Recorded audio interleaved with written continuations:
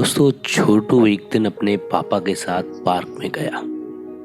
उसने देखा कि बहुत सारी चिड़ियां चहचहा रही थी, उड़ रही थी इधर उधर, एक टहनी से दूसरी टहनी पे जा रही थी। बहुत खुशनुमा लग रही थी। ऐसा लग रहा था जैसे वो तो यहीं पे जन्नत में हो।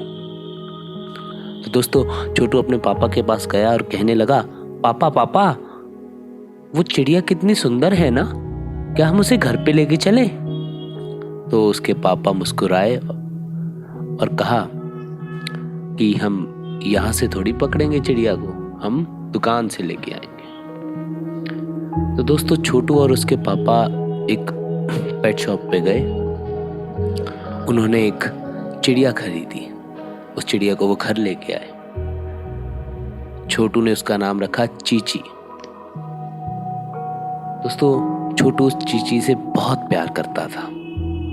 जब भी स्कूल से आता था तो उसे खाना खिलाता था, उसे देखता था रोज। लेकिन उसने एक बात देखी और रियलाइज की कि जैसे वो चिड़िया बहुत खुशनुमा थी, उड़ती रहती थी, वैसे चीची बहुत दुखी रहती थी, बहुत उदास रहा करती थी। दोस्तों वो बहुत दुखी हुआ।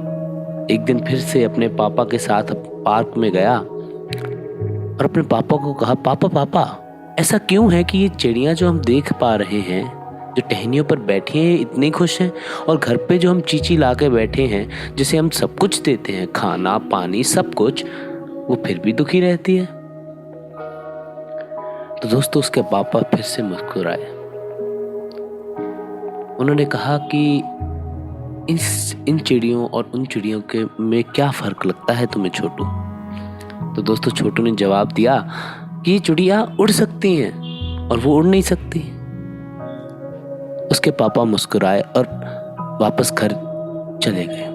दोस्तों उस घर के सारे रास्ते में उन दोनों ने कोई बातचीत नहीं की।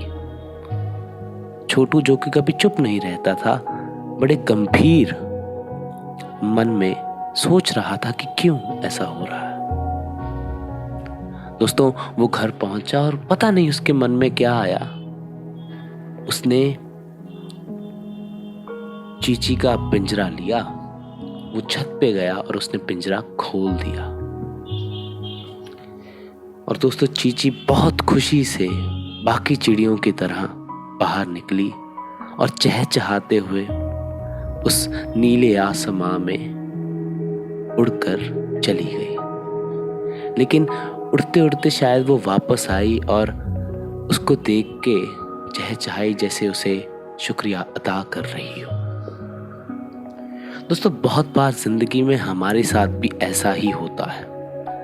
हमें कोई बहुत अच्छा लगता है, हमें लगता है कि हम उससे बहुत प्यार करते हैं, लेकिन फिर हम उसे पिंजरे में बांधने की भी कोशिश करते हैं, अपने पास रखने की कोशिश करते हैं उसकी आज़ादी छीन लेने की। आज़ादी पिंजरे से नहीं, एक्सपेक्टेशंस के पिंजरे से, अपने आप को खुश करने के पिंजरे से, अपने स्वार्थ के पिंजरे से।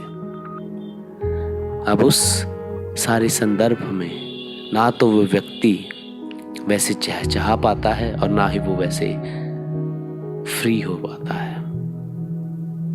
तो इसीलिए दोस्तों इस कहानी से हमें यही सीखने को मिलता है कि जितनी जो चीज प्यारी हो उसे उतना ही आजाद छोड़ देना बेहतर होता है, क्योंकि आजादी ही हमें खुशी देती है।